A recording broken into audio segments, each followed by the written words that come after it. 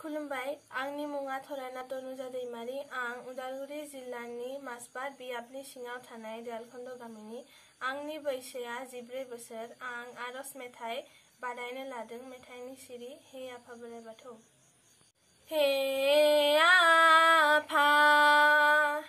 बोराइ बाथौ नोंखौनो गाबज्रियो जों आफा बाथौनि सेराव नोंखौनो हांख्रायो जों आफा खेराइसालियाव सिजौ गुदियाव आलारि फोजोंना आखाइ खबजबनानै नोंखौनो आरज गाबो मोजांखौ अनसायनाय गाज्रिखौ मुगैनाय साननाय होदो आफा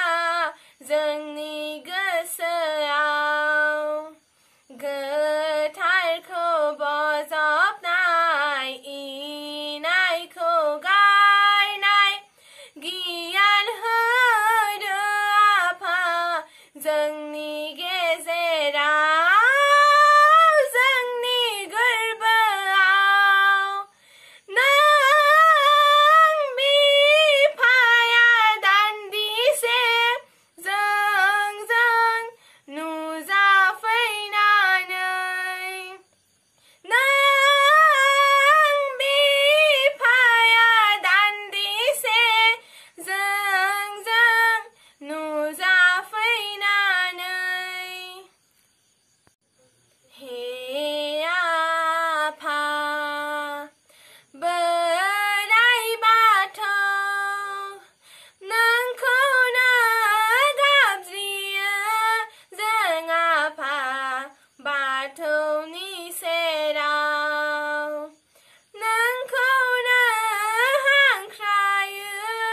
जों आफा खेराइसालियाव सिजौ गुदियाव आलारि फोजोंना आखाइ खबजबनानै नोंखौनो आरज गाबो सोरांथिं दावलांनाय खोमसिथिं उनफिननाय आखु होदो आफा जोंनि आखलाव अननायखौ रानसारनाय रागा दुगा दबथायनाय गोहो होदो आफा जोंनि सोलेराव जोंनि गोरबोआव नों बिफाया दान्दिसे जोंजों नुजाफैनानै नों बिफाया दान्दिसे जोंजों नुजाफैनानै हे आफा बोराइ बाथौ नोंखौनो गाबज्रियो जों आफा बाथौनि